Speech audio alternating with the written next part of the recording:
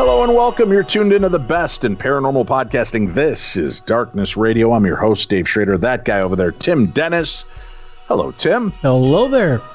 Hey, we're excited. We're out in Gettysburg today, Gettysburg, Pennsylvania, and we are at the Eisenhower Hotel. Tim's room number is 314. Oh, what? Oh. No, you didn't want me to give that out? No. Oh. Well, I thought if people wanted to send you homemade food and elixirs, that's the best way to connect with you. Now I got to change rooms. Oh, man. Sorry about that. My fault. But we are out at the Eisenhower Hotel, and maybe it's easier to just call Tim at 612. Dave, no. What? No? Okay. Well, no, how now are they going to get just in touch with you while we're there? Now they just call the front desk, I guess, and ask for my room. Yeah. Way to go. We are out. We're at PhenomCon 2020 and Phenomenology. We'd love for you guys to come on out and visit with us. They do have some tickets still available at the door, walk-ups. It is a great weekend filled with lots of fun and friends, lots of paranormal, and we're going to be talking. Tim and I are there with Darkness Radio. Shane and I are there from the Holzer Files. Members of Ghost Nation and Ghost Hunters are there. There's just a huge plethora of cool guests that'll be on hand. We'd love for you guys to come on out. If you are into the paranormal, there's no reason you shouldn't be there. Phenom2020.com is the website where you can get your tickets and pre-order. If they've already turned that off, just show up to the door and you can buy tickets at the door for the event as well. So make sure you check that out. I think that about covers all that I have to mention right now. Tomorrow, we will have the audio podcast available of A Dark and Stormy Night, our conversation in the supernatural with Stormy Daniels and with Justin Loop. We did the live video on Monday night this week, and thank you for all of you that tuned in and checked that out. For those of you that are used to me doing it on Thursday nights, because we're in Gettysburg, we were unable to do it, but the audio will be available for you, the podcast listener, on Friday. So boom, there you got it. Great opportunity, and it's a lot of fun. They had some weird stories, although I will forewarn people, there are a lot of colorful expletives used throughout, mostly the F-bomb. So be prepared. If you are listening and you have children that normally listen with you, this will not be the episode you necessarily want to listen to. Nothing filthy or dirty is talked about, but the F-bomb is used like a Frisbee. So feel free to be aware of that going forward. I know a lot of you like to get that heads up in advance, although we'll have an what is it, not safe for work, NSFW alert on the episode. We just wanted to make sure you're aware of that right now. But today is a much safer show, Tim. Or is it? Yeah, is it? We don't know. We might be conjuring all kinds of demons and creatures from the netherworld. I don't think so, though, because we're here to actually learn. And I was excited. A friend of ours, Michelle Freed, actually, who was my booking agent when I was with Midnight in the Desert. She works with Tim Weisberg. She said, I've got some great guests. Have you ever delved into really the history of seances and the occult? And I said, not recently, and certainly not to any depth. And she said, well, I've got the people you need to speak to. Dan and Kat Ekhart are specialists in this, and they are available. So here we are, ladies and gentlemen. Please welcome to the Darkness on the Edge of Town Paranormal Podcast, Dan and Kat Ekhart. Thank you both for joining us today. Thank you so much for having us. Thank you. This is fascinating. First of all, I love your ascot. I can't say that enough. More people should look dapper like you. And I'm talking to Dan, not Kat, folks. But that's a cool look, man. Tim and I popped up on the website and we looked, and I go, look, you got to like a guy who's a class act, who's wearing an ascot and knows about the occult. And you're the guy I want to go to learn this stuff. Not guys like me sitting here in my Mr. Spock t-shirt that says trek yourself before you wreck yourself. That's not the guy you want to trust with this information. So we appreciate this. Seances, communication with the dead. Listen, we are in an era that seems to rival, if not be far more superior to people's interest in spirituality than any other time in history. Am I wrong on that, guys? Or do you feel that we've kind of surpassed any other past era of interest in this? It feels like we are living in a new golden age. The pop culture element of the occult is really at a fever pitch with shows like Sabrina and movies, revisiting movies like The Craft and all of the Conjuring films, of course, a new one coming out very shortly. People are really interested in this material. And maybe for the first time, there's been a little bit of a divorce between this material and the fear around it. People are more willing to engage with it on its own terms, as opposed to plugging it into a larger, maybe religious narrative or fear of what could possibly be out there, the demons, the ghouls. Well, is there, obviously, as we look through time and history, it seems spirituality rises in times of turmoil and tumult, right? When there's wartime, people want to communicate with those that they lost. Civil War era, obviously, World War I, World War II, things like that.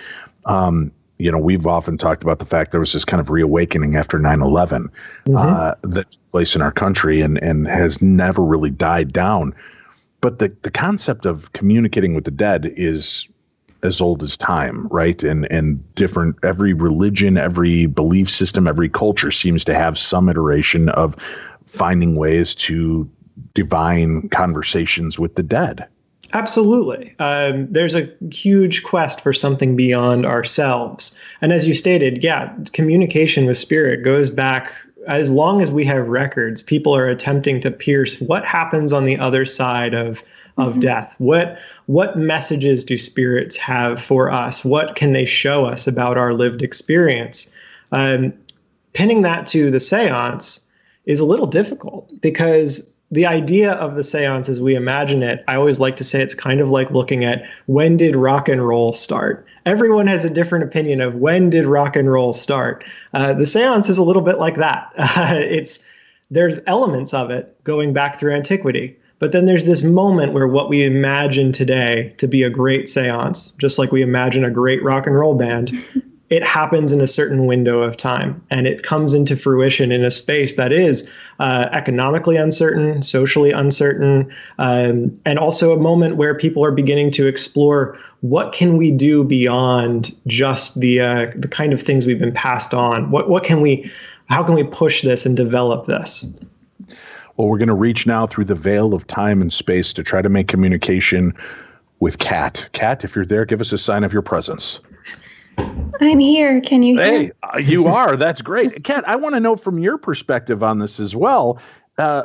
Looking at the concept of spirit communication and trying to tie us to that other realm or bring that realm closer to us, has it always been a stigmatized type of performance?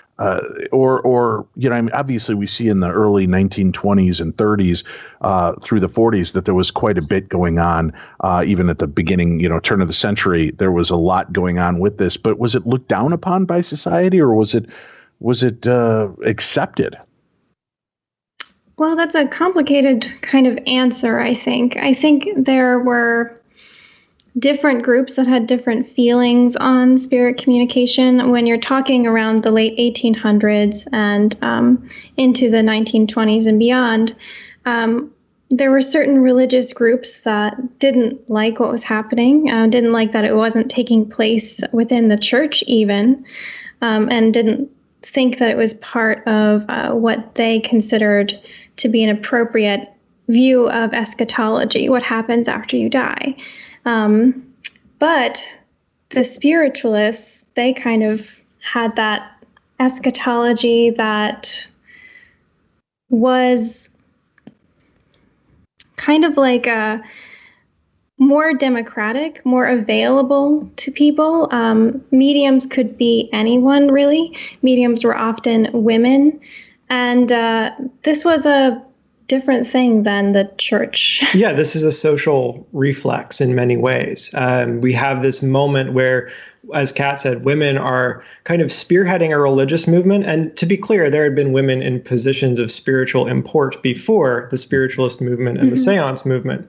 But this was the first time that it could literally be like anyone. These are very workaday kind of individuals who are grasping at things that relate directly to their present condition and circumstance. So maybe where someone was going to a weekly church service did not necessarily feel like that was speaking to their immediate priority and needs. There was this other thing, which was the seance, where spirits came through in a visible, felt way, and then had messages that weren't exclusively about like what we imagine seances to be about today, where it's like, oh, well, it's, a dead loved one coming through, or it's a grandparent or something. That happened, to be clear. But also the spirits had like messages about what was happening around the people of the time. So there's like an active message about, at the time, women's suffrage, the abolitionist movement, very like workaday kind of politics around like railways and banks. Like there's conversations that I think a lot of people would feel are very resonant today. Maybe things haven't changed so much, where the spirit world was offering feedback about people's lived lives. And that was lightning in a bottle in many ways. Now, communication, obviously, there have been mediums and soothsayers, people that claim to be able to speak to the dead. And there's even mention of them in the Bible, right? There were many that could do this and have this gift or this ability. When do we start to see kind of the table and or the group sessions start to take place? Because this always felt like it was a very intimate situation, right? It was always, one or two family members, and then all of a sudden it started to become kind of a larger deal. Do you see any specific, genesis? And I know you said it's hard to pinpoint where this really kind of blew up like rock and roll, but where do we start to see this become more popular? So we begin to see this at the late 1850s. We have the Fox sisters, of course, in the burned over district of New York, who, for those of you who aren't aware, like the founding members of what would become spiritualism and what would become the seance movement as we imagine it. And they established a really easy form of communication, which was just a binary table, like a rapping sound, a clicking noise. Mm-hmm. It wasn't super developed. Over time, it develops rapidly. But in the beginning, it's important to note these are just little clicks and knocks. These are sounds coming from somewhere else. If that sounds familiar, we can point towards poltergeist phenomena or even Bigfoot, like wood knocking sounds. There's that element of spirit connecting through rapping noise in a binary fashion. Mm-hmm. Then we begin to move into that kind of darkened space, moving in through the end of the Civil War, of course, one of the most traumatic instances of warfare in the United States. And lots of people don't come home from this, obviously. And there are brothers, sisters, mothers, fathers who are grieving the loss of their sons, their husbands, their fathers, who go to these spaces where they can hope to make contact and pierce this veil of connection. So that's where we begin to really see this building out into, in the late 19th century into the early 20th, of sitting around a table in a darkened room and having some kind of connection. Sometimes this is physical, as Kat can attest to, and sometimes this is purely mental messages which are being received. Right. But that idea of like the Victorian seance, the spiritist seance, the Scooby-Doo like kind of vision we all have comes really from that late period of the 1800s into the early 1900s. Over time, though, they begin to develop, and sitting around a table doesn't become something that's necessary. Oh, yeah, absolutely. You have it kind of branch out into different forms, just standing or even being in sort of big conference spaces or in what you'd traditionally view as church spaces. Mm-hmm. And before we move on, I do want to mention that around the time with the Fox sisters, because of them, spiritualism kind of took a turn away from the occult. A little bit before that, it was more of like a hidden practice, so more of a associated with the occult, with witchcraft, not as we would see it today. But back then, when the Fox sisters kind of brought that into popular consciousness and started traveling around talking to spirits in these really unique and entertaining ways, it really opened it up to communities starting to try this on their own. Exactly. we can't stress how much of a pop culture thing this is, Right. to the point where, there's a seance. It always surprises people when you say there was a seance in the White House. Abraham Lincoln and, of course, his wife, Mary Todd, attended a seance in which it was rumored, and there's no real factual corroboration of this. Mitch Horowitz writes about it in his excellent book, Occult America, which I highly recommend if any of your listeners haven't read it, where allegedly Abraham Lincoln asks for advice on how to win the war to the spirit world. Now, it's likely this was tongue-in-cheek and he wasn't seriously seeking advice from the spirit world on this, but it does point to how popular these things were. And Kat's right. They were plugged into the wall of Christianity and average kind of church-going folk of the time in such a way that it made it palatable. It made it accessible in a way that, witchcraft or conjure or folk work maybe wasn't. Mm-hmm. Exactly. The concept of occult, I mean, people immediately hear occult and they think dark, right? Mm-hmm. And black magic and that kind of history associated with it. Can you give us a little bit of a wider concept of what it means when you mention the occult? Right. It's a big term. It technically means hidden things, the things that you don't know as well, the topics, especially related to magic, that are not easily accessible or not easily understood. And there's a reason for that. Yes, the occult is a catch-all term and became a catch-all term for things which were outside of the norm. They were heterodox, like heterodox Christianity, Gnosticism, spiritualism, Spiritism. Any of these things could be considered occult practices. Mm-hmm. What's interesting is the people who are involved in occult practices, especially historically, would have been quiet about it, but maybe not necessarily viewed themselves as being outside of the realm of the standard practice of the time. So, for example, spiritualism historically didn't see itself as distinct from Christianity. It saw itself as a Christian sect, much in the way that many denominations of Christianity exist. However, there's argument as to whether or not that is an actual part of the orthodoxy. And I think you could make an argument that it's not. Mm-hmm. So the occult kind of takes on the trappings of whatever it needs to be. It becomes more visible thanks to people like Crowley, thanks to people like Spare or Jack Parsons, this concept of like the occultist in the Egyptian robes, kind of seeking divine inspiration from past gods and deities. I think that's what most people think about when they think the occult. Mm-hmm. Is Crowley and the OTO and things like that. Right, but it's important to stress that not everyone who's an occultist is a Thelemite or involved in Satanism of some stripe or another. Mm-hmm. The occult can simply be like Christian witches. So there's the term exposes the problem with using language in the paranormal, which is essentially that there are deep limitations to our linguistic structures. I'm sure you've experienced this on the Holzer files or when you're investigating paranormal places. People lack the terminology to clearly articulate what they mean. And that's a great point to this aspect, right? But, I think because the term cult and occult are so close and everybody, starts to kind of picture the same little dark machinations, mm-hmm. that's just their association instead of realizing, like you said, it's more hidden. It's something that just isn't as prevalent in, maybe the regular lexicon of society.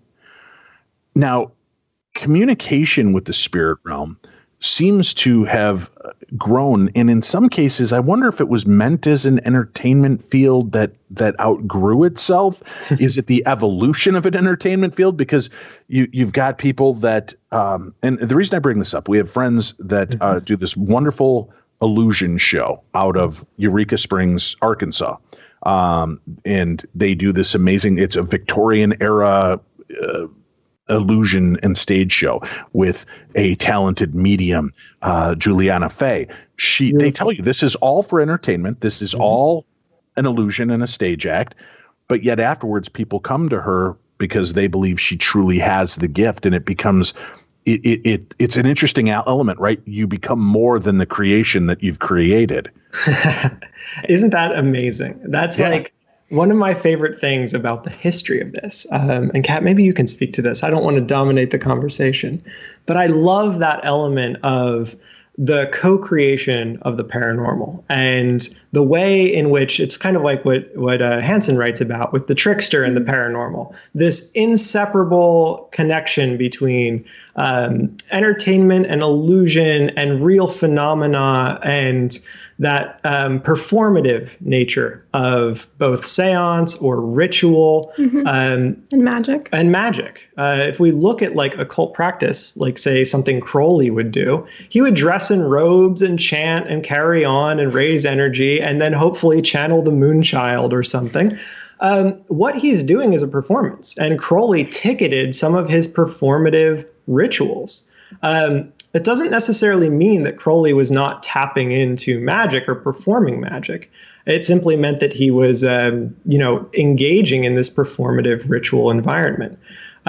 There are ways, kind of like anybody can be a pianist, but Liberace came out with the candelabra and flowing garments and sparkles and furs, right? I mean, it's the spectacle of the show does not detract from the fact that what he's still doing is real. Exactly. And historically, there is conversation around this. We look back today and we think, thanks to Houdini and people like him of the time, that these were seances, mediums are all like these people who are preying on the grieving and this like almost grief vampirism. And it was top to bottom fraud. The public at the time was far more savvy.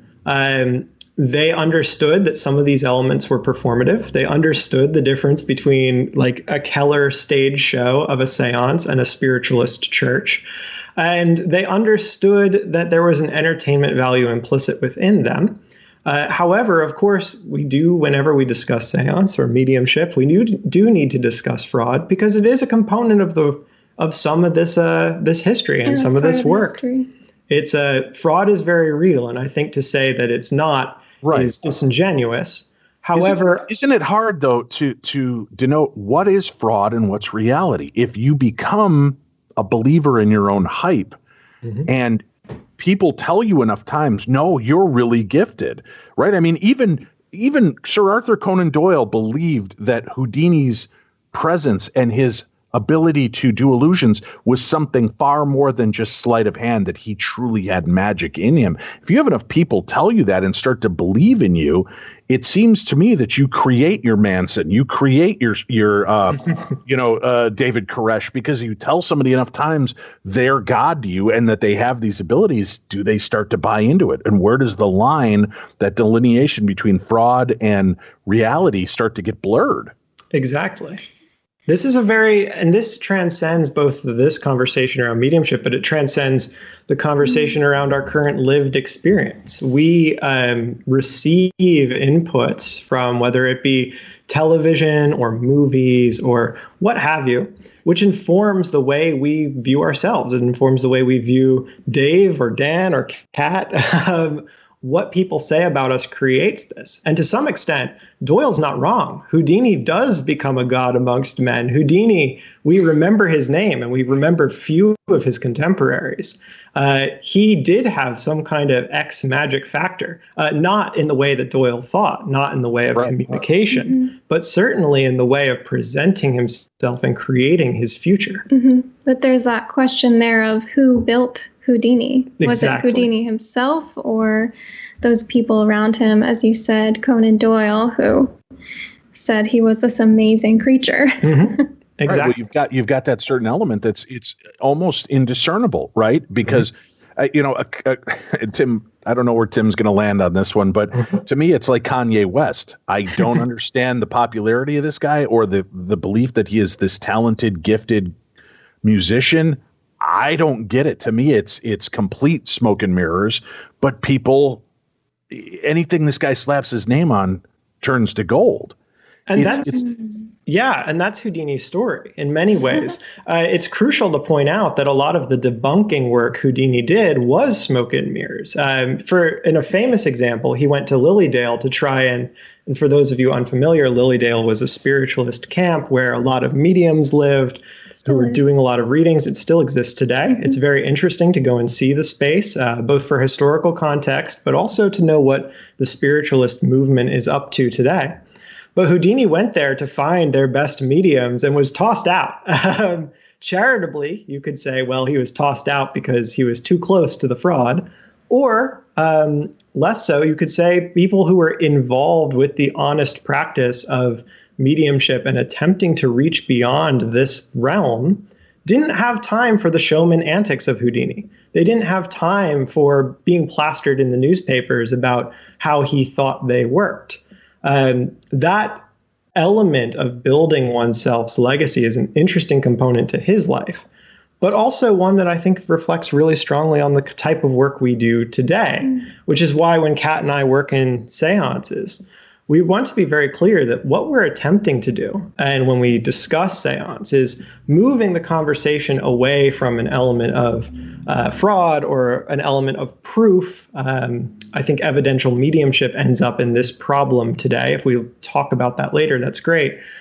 But moving it from proving beyond a shadow of a doubt to creating liminal space, creating space where something strange can happen, and then we can internalize and work through that. Because ultimately, mediumship and spirit communication is about actualization of the person, not so much proof of like the Edison telephone of calling up spirits from beyond. Oh my goodness. That's a big claim and not it's where a big I thought claim. you were going. I know. Well, go in 1 second, but I'm just curious, right? When you're reaching through this, attempting, and you said the key word I think is attempting, right? There's no guarantee of what's going to happen. I participated for an upcoming special that'll air later this season. I participated in a seance in a very unique location, and there were 4 of us. I was skeptical going in. I'm like, I've worked with my friend Chris Fleming before. I've seen him do spiritual and gallery readings, but to actually be a part of something, I wasn't sure how this was going to go. And I had such a bizarre experience that I can't even begin to convey the nature of how weird things got. And you look at this, and again, is it the mind and desire wanting to have something happen that projects, or is it or is it all in concert with one another? Is there a spiritual element to it that our own imaginations and mind need to help create the template for this phenomena to begin to exist? Yeah, I think that was well said. I think your latter point is how it ultimately works. It is in concert with each other, because we know that beliefs help shape our reality. And what we expect to see is what we're most likely to see. So when we're talking about seances and experiencing the paranormal and being able to even see or experience that, I mean, that's based on the human mind and how it works. And it's also based on, I guess, if you can say reality as something that's divorced from just our own perception of it. But you're absolutely right. Like, our beliefs going into these experiences, these seances, are really, really important in shaping what occurs and how we understand what's happening. Exactly. You mentioned this element of the things that happened were very bizarre. Mm-hmm. And Kat and I often like to point out in this work that, especially for mediumship, rather than jumping to like, what does this mean for my life, or what are the exact implications of this message, or what's happening around me, moving away from interpretation and simply cataloging, trying to be the observer of the strange and living with that tension of, did I imagine this, or did this really happen? And that's something that Kat and I have espoused frequently in our own work, is we are skeptics in the grand term of skepticism, which is a historical desire to question everything. The preservation of doubt. Exactly. So there are times where things happen amongst us and we say, did you see that? I can't believe that happened. And then, no, it could have just been a trick of the light. It could have just been we got lucky. It could have just been that this person was, hallucinating, what have you. Because to fall into the category of everything is spirit communication or everything is as it appears leaves one open to, nefarious actors. And to fall into the category of everything is bunk leaves us closed to this liminal space of creation. Mm. And it begs the question, right? Because we can, like Houdini, because we can recreate a scenario and find a way to fake it, does that mean that the actual experience itself was fake to begin with? Exactly. Right. Dr. Jack Hunter has a really great example of this in one of his most recent books on physical mediumship. Kat, you know all about this. I know some about it, but I'm not sure. Give us real quick a definition of the term physical mediumship so that people understand the difference in these varieties we're discussing. Of course.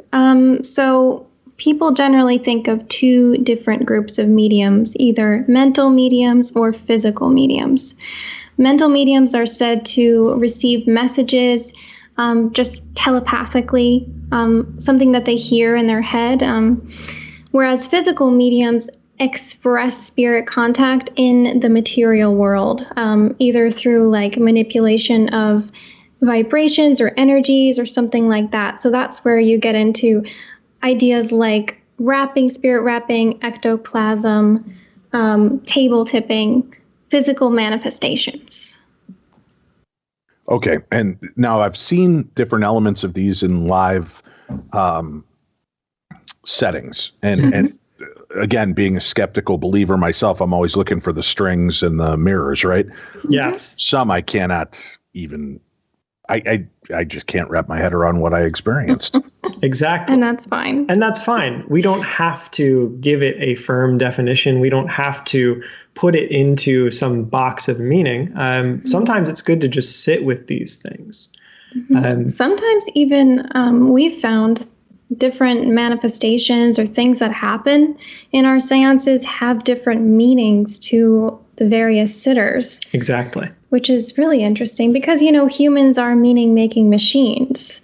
So, of course, we're going to filter everything that happens in our own experience and our own perception. So I think that it can be helpful just to sit back and observe. And as Dan was talking about Dr. Jack Hunter before, he's kind of advocating for an anthropological view of the paranormal, an anthropological study of the paranormal where you don't put all of your sort of paradigm about how the world works onto what you're observing. It's kind of just taking it all in and documenting it as best you can. And I think we can do that when we're investigating the paranormal or we're sitting for a seance. Or we're looking towards its history. For example, this concept of apports, of items being physically manifested by spirit into a seance space, was something that Kat and I really struggled with that concept of, because I still struggle with it. And so do I.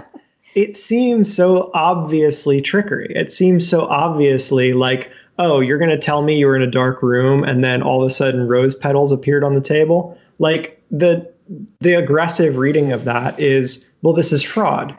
The occult reading of that would be maybe more metaphorical, and I think that can trip people up. A lot of occult history, a lot of occult books are written in a metaphorical language. So this idea of roses appearing in the seance room could allude to roses as the Rosicrucians or the wounds of Christ, this kind of religious imagery. So there are charitable and uncharitable ways to read this. But at the end of the day, Kat and I still sit and think like, we've had weird experiences where bizarre things have happened that impacted the physical realm. That frankly, even though we're seance hosts, we don't know what to do with that. It just speaks to a larger, weirder world. So like apportation, where things are suddenly appearing, right? There's Exactly. this footage of the sky raining down rose petals. Exactly. There is the ectoplasmic emanations from physical mediums, these cheesecloth-like substances seen out of their mouth. But it's weird how, is it the spirit realm stepping up their game because people are questioning XYZ? So now we have to prove beyond a shadow of a doubt again that more is occurring than is seen with the naked eye. So let's create ectoplasm, and then let's create lights, and then let's create things apporting. Exactly. And ultimately, this is why Lilydale bans physical mediumship, why they don't offer it on their premises following these kinds of seance busts and medium busts of the 20s and 30s was if these things were happening, are they also happening 7 days a week, multiple times per day? Likely not. And that puts pressure on mediums. It puts pressure on the paranormal investigators to kind of create hype. We see that today where, individuals are busted on YouTube or in blogs about, well, that was faked for this reason. Well, it's the nature of the way we consume this material. And so there was a very definitive move from physical mediumship to mental mediumship and evidential mediumship, so much so that today physical mediumship is mostly synonymous with this idea of Scooby-Doo and yanking off the mask of the ghost at the very end. Today, there's almost an overabundance of evidential mediumship, and this people feeling as though maybe they're not real mediums if spirits aren't giving them names and dates and tombstones, although that may still happen. But the concept of these seances being a way to communicate with the other side, and hoping that you're going to make this. I know that you guys are advocates for the seance, but with the amount of claims that are made, the amount of people out there that do things like this, how much of it do you believe is wishful thinking response for people that are just dealing with the grief process?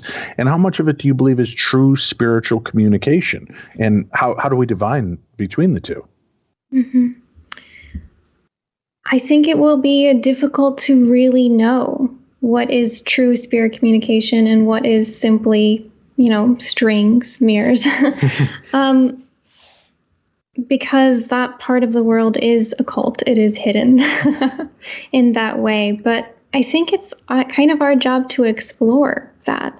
And I think that's one of the most fun parts of doing this is exploring it, not only what we do and creating the seance, but going to other seances and experiencing other ways of doing mediumship or spirit contact, because there are so many different ways of doing it. Yeah, and that so many different ways of doing it is, I think, ultimately the answer to how do we divine whether this is happening in the material world or happening in our brain. And that, I think, is the democratization of the seance. It is equipping people to say, you can create your own ritual space in your basement, in your living room. You can just go and do. And then what comes through comes through. When there was this height of seance activity, it was not simply just mediums sitting around a circle and offering nights of seances, which did happen, but there was also people playing with spirit boards in their living room with their, aunts or with their girlfriend or what have you. We speak very frequently with individuals who, their grandparents would take them downstairs as children, and they would sit around and do like hymn sings and try and contact the spirit world. For us, things like bibliomancy as well. Exactly. These concepts of divination through the spirit world by using physical objects like books or pendulums, doing that and putting those tools in the hands of the guests is ultimately, I think, the way the guest can then discern for themselves what is valuable and what isn't. Right. Especially because there's a plethora of tools like automatic writing or scrying or pendulums or channeling. Putting people and giving them like a scrying mirror and saying, this too is mediumship. Your channeled art is mediumship. Yes. Dance can be mediumship. Then gives them the direct one-to-one connection with the spirit world. And it takes the onus off of some individual orchestrating. Although you do need someone to, show you the ropes or at least provide the space. All right. Now that I respect, I love the openness, but the concept of it's really up to the individual to choose what makes sense to them. Mm-hmm. Right. But that's where it leaves openings for fraud in such high levels. Mm-hmm. Yeah.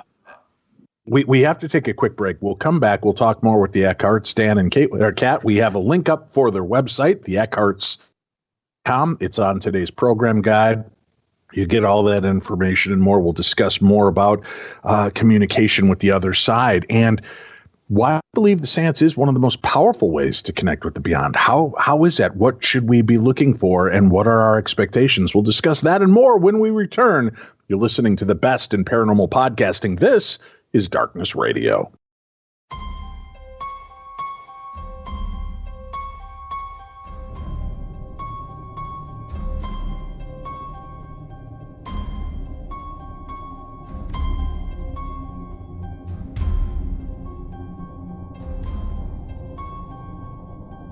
Welcome back to the program. Thank you for spending some time with us here today, and we hope you're enjoying the show as much as we are enjoy bringing it to you. Remember, take these favorite episodes, share them with your social media, friends, family, email links. Let them know about the show. If you have friends that maybe haven't been turned on to Darkness Radio, this is a great way to do it. There's links in every one of the episodes so that you can find ways to share them with your social media. We'd appreciate that. Just as our gift to you is the show, your gift back to us would be in sharing it. So thank you for doing that. Our guests today, Dan and Kat Ekhart, we're talking about the kind of the science and history of seances and the occult. Let's talk about why. Why is it that you believe the seance is one of the most powerful ways to connect with the beyond? And then do you have a definition for what the beyond is and what it entails? Those are great questions. I'll start with... I knew I'd get to a couple of great questions. Yes. No, I mean, your other questions before were also great. Just teasing. Thank you. The seance, as Dan and I do it, and I think as people have done it in history, is a ritual. It's a time set aside for gathering together with a specific intention to engage in the beyond, to engage with spirits. And I think that this is important in making it a powerful ritual. It's important in making the spirit contact successful, because you have that intention and expectation usually, along with the belief that something is going to happen. That, I think, opens the doors for something to happen. And I don't know, the beyond? The beyond is complicated because spirits seem to give us different answers for different spirits. There's an element of, there's always discussion around near-death experiences and people who are Christians seeing Jesus, or people who are Muslims seeing like Muhammad.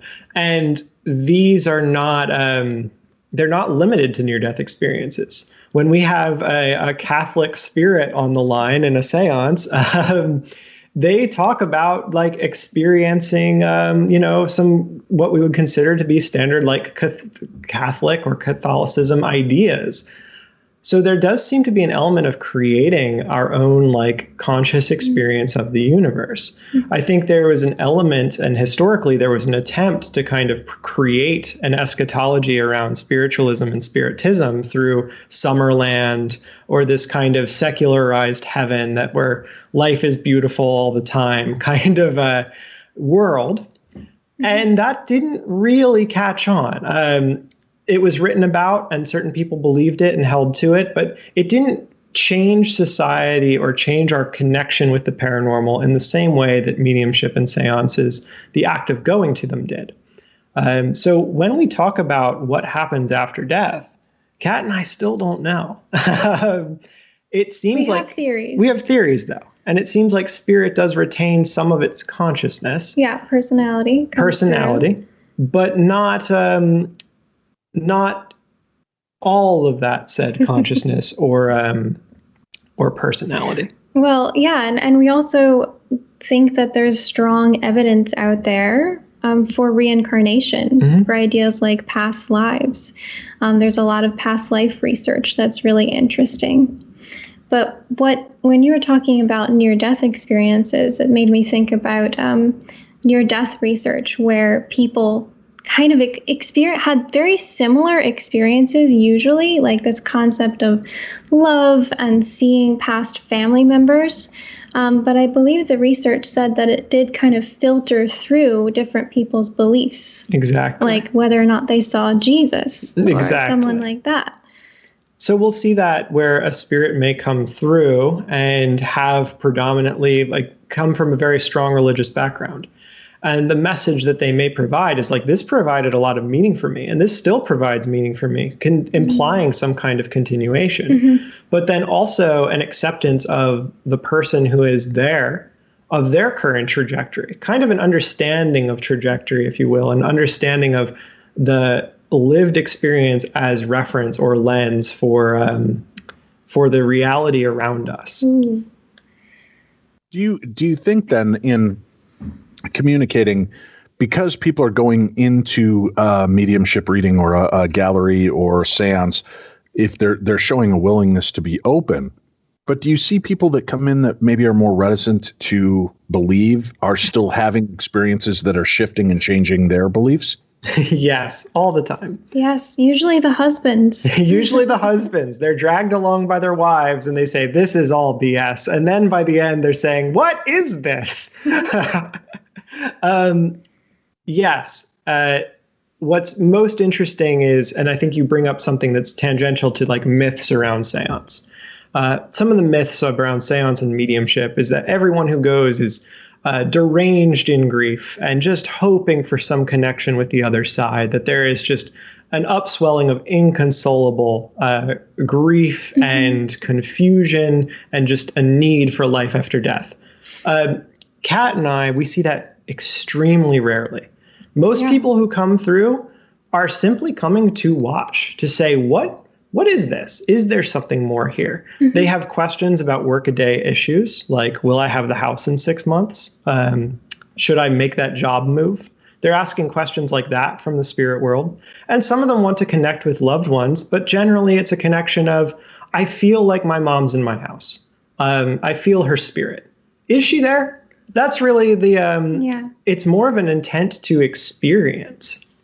Yeah, and that is historically how people approach seances, and we can't speak for, every seance host out there. We can only speak for what people come to us for, but they have all sorts of different beliefs, and there isn't one way to approach seance or to go to a seance. Exactly.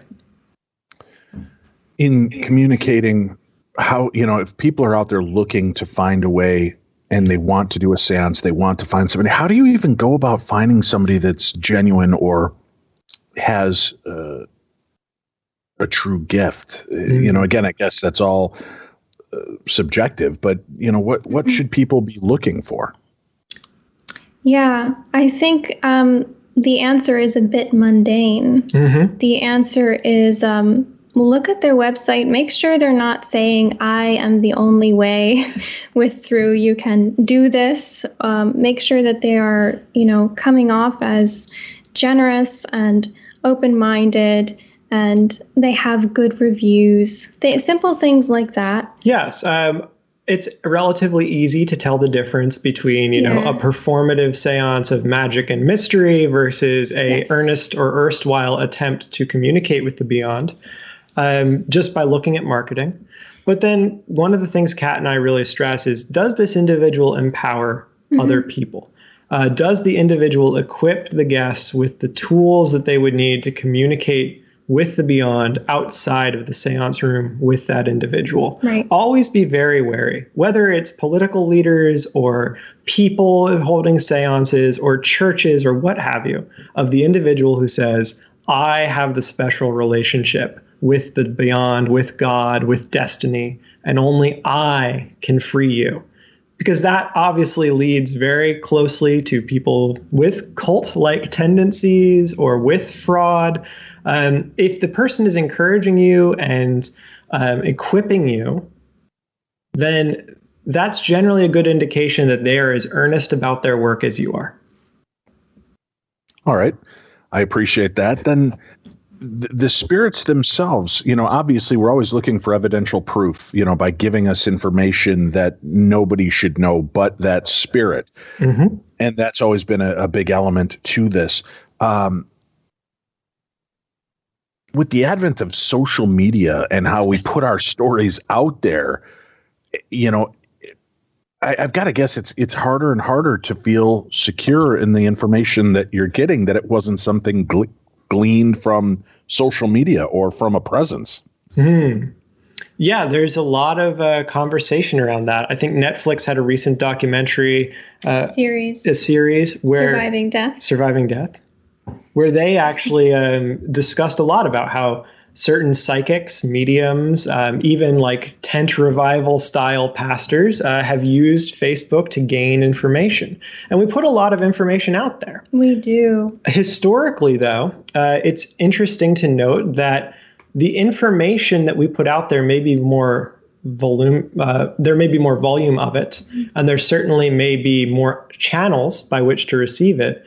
But if we look at the historical, kind of environment around mediumship, say the middle 1800s to 1930, where people didn't really move and lived in their whole town their entire life, it was very easy to also find information by going to a local graveyard or talking with someone at a bar, because everybody knew everybody. And so the information there, our quantity of information may have changed, but finding quality and finding things that resonate deeply with you, that is maybe just as difficult as it always has been. I would think that individuals who have a deep, profound connection with a spirit, where a spirit tells them something, and not just tells them, I was born on this date and I died of this, but tells them, I remember you in this childhood moment, that is profoundly different than getting some kind of fact and figure. And that's why Kat and I kind of push back against this trend in evidential mediumship, where everything is about the date, because sometimes the things spirits have to tell us aren't verifiable. And that's true for you and I. It's true for anyone. We all have our diaries, our secret thoughts, our things we wouldn't share with anyone else. And how could we possibly know something that maybe was very real to grandma that she never disclosed? We all have family secrets, right? Right. Well, that's why it's so important. Speak for yourself. I have no family. Dave's an open book, but he's the exception. Yes. That's right. But speaking to how we do mediumship, that's why we kind of just say whatever is coming to us. We're not going to put our interpretation on it. And then the person receiving that message is going to understand what's important there. Yes, it's that very much an element again of catalog. Kat and I don't always know. Yeah. Spirits don't always come and say, this is why I'm telling you this. Right. And we accept that mediums secret here aren't always right. What? Right. Yeah. About everything. Believe it or not, what's interesting is in the research around mediumship. Kat, you should speak to this. There's compelling research around mediumship and mediums' abilities to accurately diagnose from looking at an image as to whether or not a person is still with us. But Kat. I hate that study. I know. Share it. It's great. Come on. You're leading with the study I don't like. It's the one where the mediums did worse than the other participants that did not claim to be mediums. Exactly.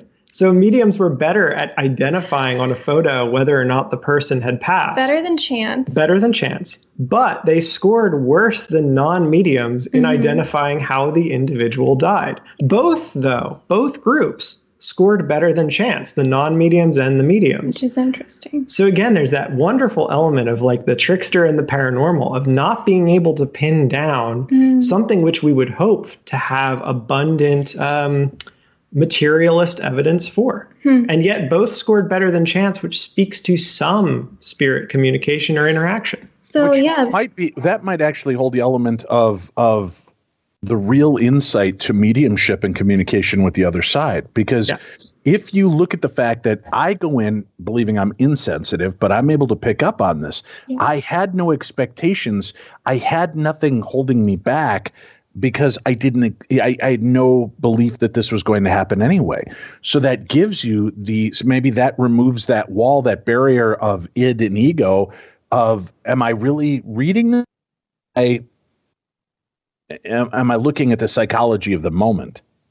Dave, you would be an excellent occultist. What do you mean I would be?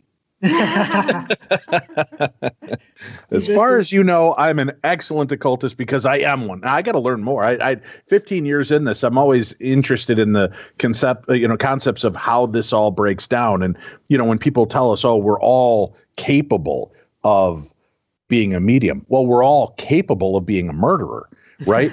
It's in how you use it. And I think that that's why we've been successful in TV shows like the Holzer Files.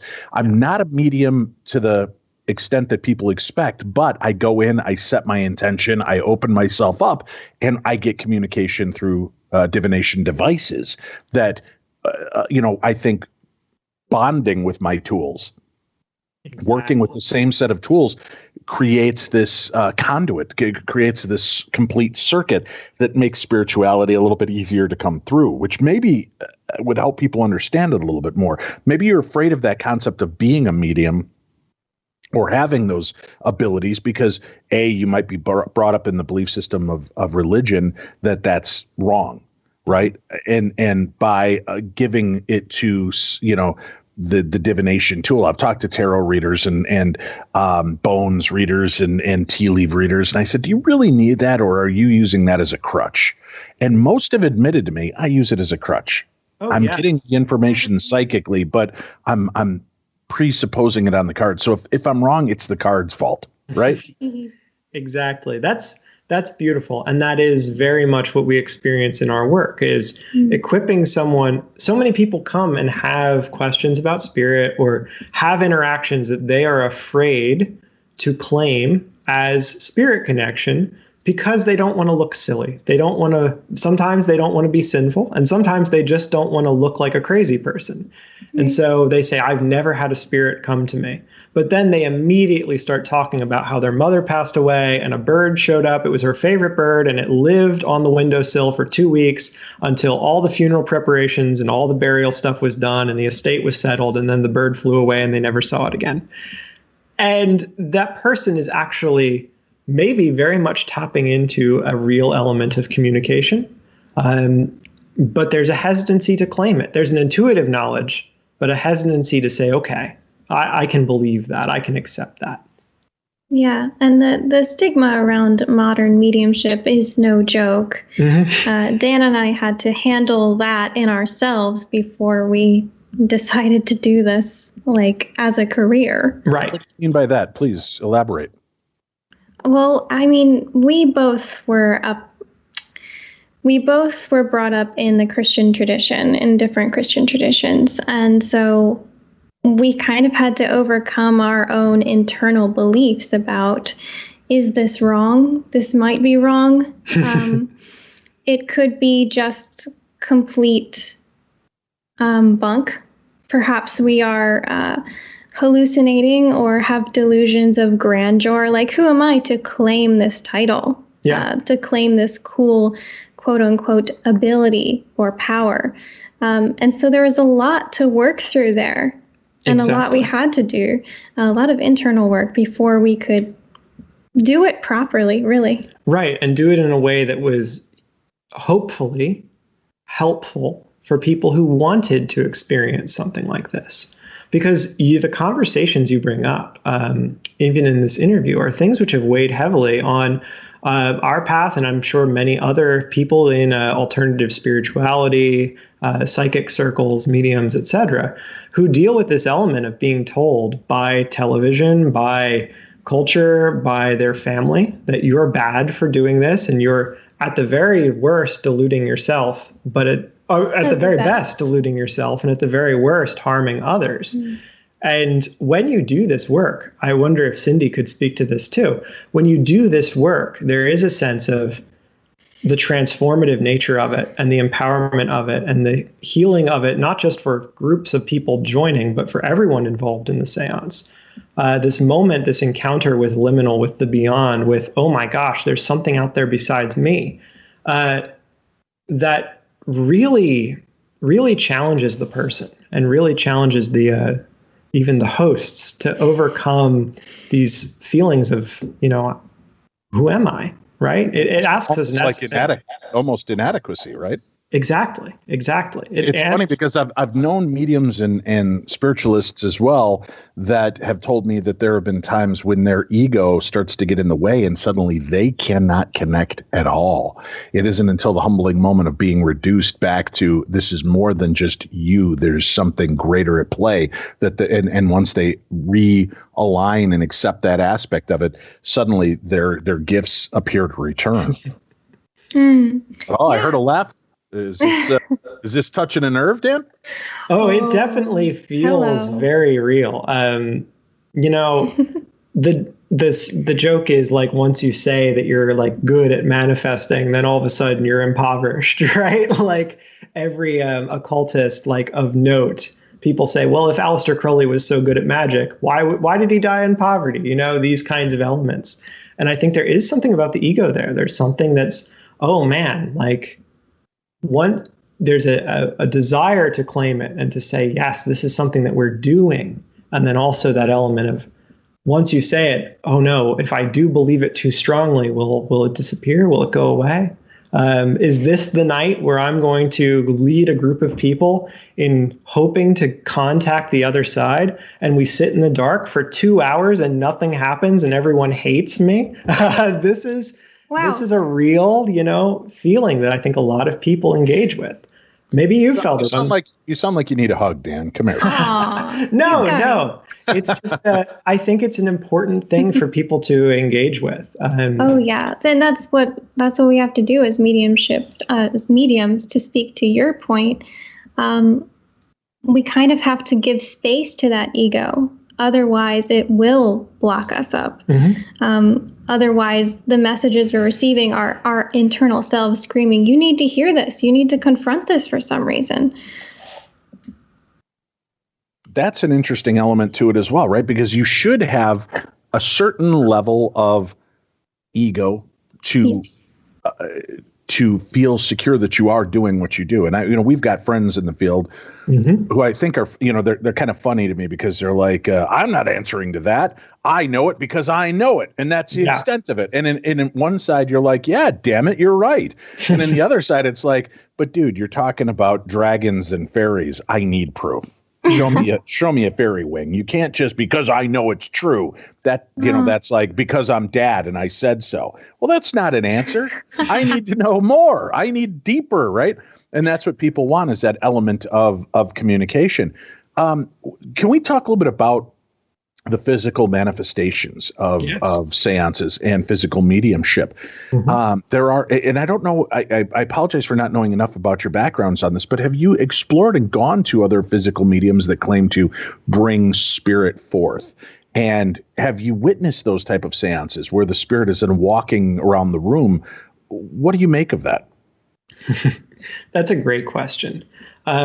So physical mediumship is quite rare to go and see it, as far as like encountering it in a way that would feel safe for myself personally. And so we don't seek out as much of that as maybe we could if we felt a real need to do it. Because places like Lilydale aren't exclusively or explicitly doing it, and because the trend is more aligned towards mental mediumship, a lot of the information we have around physical developments in a spirit room, in a seance, are anecdotal or are testimonial. I personally, and Kat, I really do want your opinion on this, but I personally, this is not the Eckharts or Kat's opinion, it's my own. Oh dear. I would have a hard time being present in that moment, in that space, to engage with a full floating apparition. I have seen one apparition in my life. I have seen one as clear as, another human being sitting across the table from me. And it was profoundly personal, and it was directly involved with my relations. It was not someone else. I would have a hard time judging that fairly and honestly. And I know so many ways in which that could be, done fraudulently, that I don't think my brain would accept it no matter what. That's interesting. I love to explore. I love to witness and see what can be seen. So I don't think I'd worry about, is this trickery or is this not? I just want to observe what it feels like to be in the space, what this is looking like, what other people are perceiving it as. So yeah, I have plans to go see physical mediums. Yes, we would love to do it with more depth and more an awareness of, I would love to do it with the awareness of, we'll call them conditions, like test conditions. Even though I generally do not fall down that track of wanting to put everything into a measured container, where someone's telling me on demand they can produce a full floating face or ectoplasm or a full spirit, right. I would want incredible attention to detail and controls. But again, I think that's because I personally just would not be able to compute with that. Does that intention sometimes shut down the experience of why Tim and Dave can stand next to each other at Waverly Hills and Dave can see a fully formed apparition and Tim cannot, because Tim has the belief he is a ghost repellent. Dave believes he is a ghost magnet. Will that intention negatively or positively impact the situation as well? If you're in there wanting, even though you said you don't like to compartmentalize or demand that kind of stringent proof, by wanting that, expecting that, would that alter the experience altogether? I think it would. Yeah. I think it would. There's a reason why people look towards physical mediumship with such heavy associations with fraud and with deception. And there is an element of cultural co-creation with that as well. I think when we look at items like the Ouija board, which historically are like a game and a date night activity, and how they've turned into the demonic portals to hell in every 13-year-old boy and girl's bedroom, we can see the way in which cultural influence co-creates and shapes the experiences people have on a paranormal level. So I think there's such an overwhelming sense of that in regards to specifically physical mediumship, that it may induce more instances even of that type of activity, of that type of experience with physical mediumship. However, I won't write it off. And as I said, we've had a strange encounter with that kind of thing, but it's not, I just have such a hard time with it. Yeah, and I kind of wonder if that's why Dan and I are so comfortable with mental mediumship and not physical mediumship, because we are not totally on board. We're kind of like, I don't know. I don't know if I want to try that, because I don't know if it's really exists. Or if it's useful. That's another good question. Well, in these explorations, have you ever had a moment, that pants filling moment of, oh shit, what have we got ourselves into? Yes. All right. Well, we need to hear it. There were a few instances which I think I can point to, but I think the first really big one was in Baltimore. We were actually at, and you may be familiar with the space, we were at the Lord Baltimore Hotel. A mutual friend was there, and we were engaged in a seance, and it was the first moment where there was actual movement of an object. A candle on the table had moved, visibly moved, not a foot, not, dramatically thrown up against the wall, but it was that moment where you go, oh no, this is all very real, because it moved just a few inches. And you're saying, well, now this is outside of me. This isn't voices in my head. This isn't something that needs to be revisited in therapy. This is a externalized thing that's happened, and it broke my brain. It's eerie in a way that mental mediumship is not. Yes, eerie. It broke my brain. I tore that room apart. I tore that space apart, looking for all the things that I know from the literature exist, and have friends who are involved in like dramatic magical presentations and theater presentations. So I know that mindset to apply, and looked for like magnets in the table and all the goofy stuff. People are looking at me like, what is this man's problem? Wow. And then the only thing I was left with was on the drive home and late at night when I think about that candle moving, part of my brain goes, I saw it, I heard it, it happened. And the other part of me says, no. It was just a trick of the light. Now go to sleep.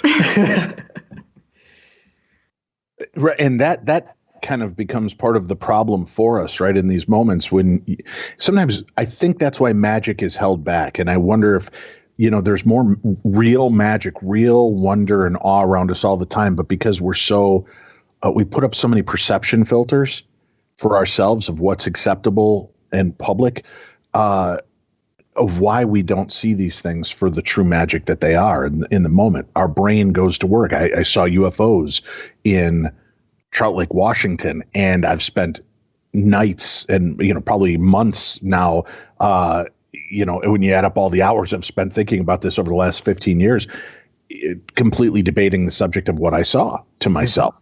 And instead of just accepting it for the wonder of what it was, this amazing moment, this holy shit right, second of time that I get to own and be a part of. And I've tried to do that more as I've strayed further and further away from different technology on paranormal investigations, because I want to be there for the magic of the actual experience as opposed to the recorded element of it. Does that make sense? Oh, yeah, absolutely. I think that we do put so much pressure on ourselves to decide what something is as we're experiencing it, which if you've had kind of a spiritual or paranormal experience, that's kind of ridiculous to ask of yourself, because it is so uncanny, it is so odd, and I think that it would be easier for our experience of it. It would be easier to take more of it in and to live with ourselves afterwards if we just observed. Exactly. There's always that element of people saying, well, if you see Bigfoot or you see a UFO or you see the haunted house, where is the proof? Why aren't you taking a photo? When Bigfoot comes out of the woods, why didn't you take a photo of it? You have a phone on your camera, and everyone, whether I like that. You have a phone on your camera. That's oh yeah, exactly. And everybody who I've encountered with that says, I don't know why I didn't. I have it right there. I know that. And I would say I would do it if I had the chance again. But it's such an encounter with the uncanny, with the weird. You can't behave in a normal way. You can't respond in a normal way. And I love that people then turn that around and say, obviously it was, the Bigfoot was mentally stopping me from taking or the spirit was, keeping me from doing that. No, it's the human element of being present in that moment when you see something extraordinary happen. Yeah, exactly. Totally. So does that mean that this field will forever live in a limbo, in a liminal space? I think maybe, but there's also something okay about that.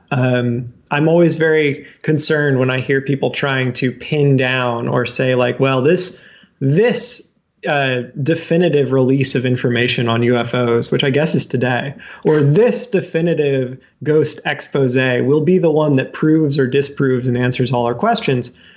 I feel like that just sets us up for maybe missing the point of the paranormal, which is the big why question. Like, why the paranormal? Why spirits? Why ghosts? What are they here for? And what are we to do with that information? Like, is there an actual point? Right. And I even want to know, to turn the question here, I'd really want to know from your perspective what the why is. Be specific with the why of why are we looking, or why does it exist, or why are we not more aware of it? If it's something that's really not supernatural at all, but part of the natural element. if it's something that's supernatural or something that's natural, what does its existence have to teach us? What does it have to tell us about our experience? I think, isn't that interesting? We've been talking about the disclosure of UFOs and how June is the month the government is going to give us a detailed account of what they know. And some of the experts, some of the people in the government said, we're going to release this. But you know what's going to happen? Those that want to see it as aliens from another planet are going to read that report that's what we're saying. Those that want to read this, that it is highly protected government information regarding our own technology, are going to read it that way. It's a subjective viewpoint to what you already come into it predisposed to believe. I think the problem with the supernatural is the fact that we are fearful of how we will read the information. Oh my God, you saw a ghost in a cemetery. Oh shit, I'm stuck with a rotting corpse for the rest of eternity. Right? Yeah. That's how I see it. What you see is this amazing element of the soul surviving the physical form. My question, though, becomes why there? Right? My question is, why is there a child spirit? My God wouldn't leave a child behind. But is that what the soul really is?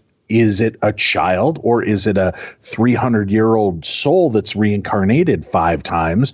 And it's really, a much older spirit, but it's taking this most recent guise. I think people, because of that fear of the unknown, we're always asking and questioning, but we lend or we tend to lean into the fear side of it. So I think that's why people are less willing to always be accepting, because then that forces them to answer other questions that they might not want to deal with. And that's the story of historically, the story of esotericism, the story of the occult, is these organizations and belief structures don't necessarily exist to be like, nefarious organizations plotting the course of humanity. A lot of these organizations or these views or these beliefs that would be considered occult are explorations of just what you're saying, and a desire to be somewhat not above in a moral way, but outside of the question, to observe the multifaceted elements of it and make peace with just the observation. That, at least so far, has been my journey, and what I've seen most reflected is just that element of, okay, I am like the magician tarot card. I see all the elements on the table, or at least I hope to. And now I need to sit with, well, what does that imply? What does that imply about my existence and what I'm here to do? Mm-hmm. Now, Kat, you never responded to, did you have a scary moment? And, obviously everybody's a little disappointed with your husband because they wanted to say that he saw a flaming skull shoot across the room, not a candle of a few inches. What have you got for us? Well, maybe the flaming skull is in our future. That's right. Let's hope for that. Yeah. But have you ever had an experience that left you frightened or Very much so. All right. Yes. Can you explore that with us a little? Of course, and you may enjoy this story as it is foundational to Dan and I's relationship. So before we started to do mediumship, before we started to do seances, before we knew anything about this kind of world, I went over to Dan's house when we were dating. We had been dating for about, a year? Yeah. Maybe less. And I went into his room and I turned around and I saw something in the doorway. And it was so shocking and so surprising to me because nothing seemed to preamble it. And I've never really seen anything before. I don't think I've seen anything in that way since. But there was a dark, shadowy, very tall figure. And I was horrified. I looked away. And I looked back and it wasn't there in the same way, but I could feel it. I could feel it there. And I freaked out. And Dan was wondering what the heck was happening. At that point in time, I thought I just had a hallucination and a delusion. But I was left with such an incredible fear. I trembled for an hour at least. Yeah. And what Kat did not know is that I had been dealing with that for many years. Feelings of things in the room, nighttime visitations of scary stuff, which my only frame of reference was demons, which looking back probably made it worse. But it was this incredible moment of, oh my God, I'm not alone as someone who's experienced this. And I thought I was, maybe alone in that. Maybe I was just insane. Maybe you were crazy. But then you also had that visual sense of seeing. Visual and, I guess, the knowing. But yeah, I haven't had such a scary experience since. And you spoke to the fear that kind of holds people back and shapes what they see. It took a long time to sort of get over the fear of seeing spirits before it became, experiencing. I still don't really see it in that way. But yeah, that was one of my first encounters. I know we don't have a whole lot of time left together, but I know one of the bullet points for our conversation today is the emerging science behind mediumship. What can you talk to us about that for people that are on the fence or still want more information or knowing if there's any legitimacy to these claims? Absolutely. Well, there is a small body of research, smaller than I'd like, on mediumship and on psychic ability, but smaller on mediumship specifically. And there are organizations that are doing that research now, including the Institute, I believe, of Noetic Sciences, IONS, and the Winbridge Center had a really applauded study for their methodology on mediums a few years ago. So there is some research suggesting that mediums can attain information from some other source than the way that normal humans, I guess, the way that information is normally obtained. It's just that difficulty of understanding where exactly and pinpointing that. Is it psi? Is it connecting with a spirit? Or is it something that we don't even know?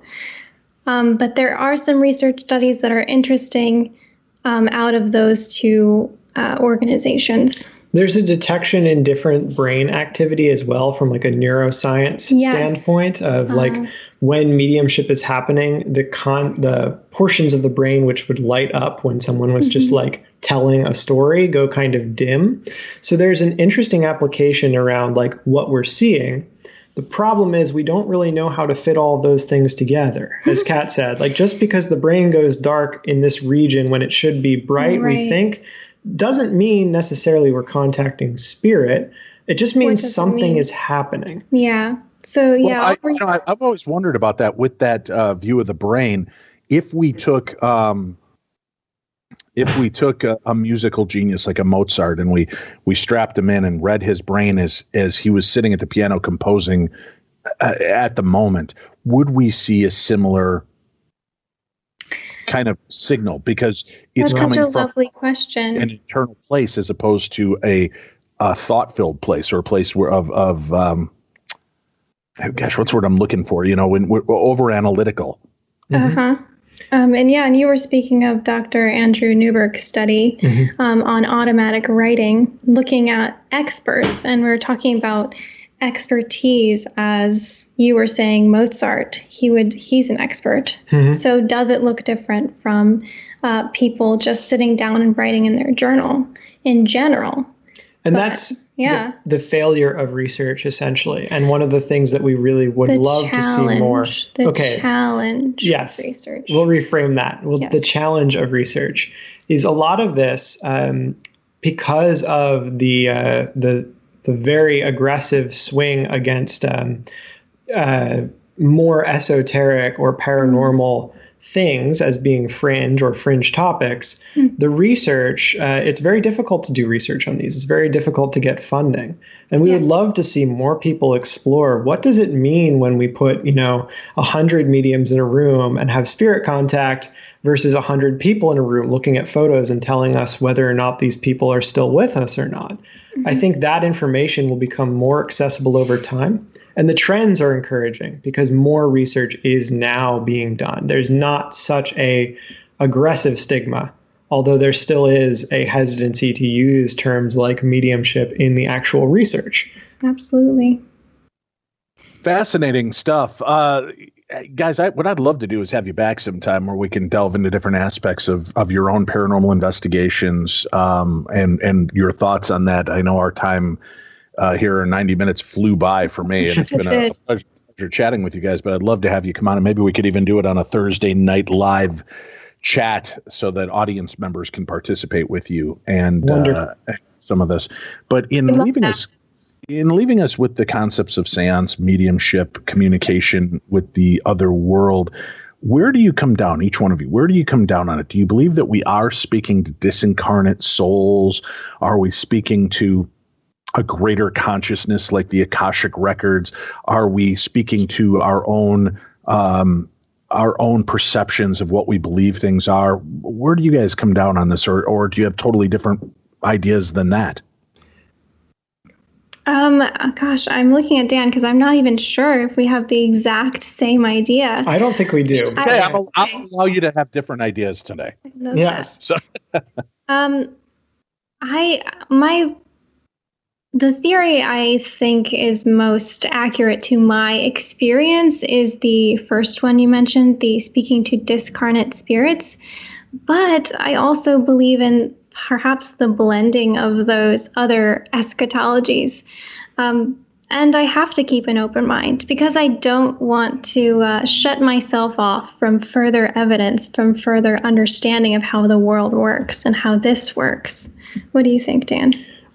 I think that there is some core of consciousness that we're connecting to. Yeah. And whether this is psi, and that consciousness is a lived memory that someone sitting across the table or in the audience or in the haunted location has of their departed loved one that we're picking up on through psi and giving body and ritual energy to.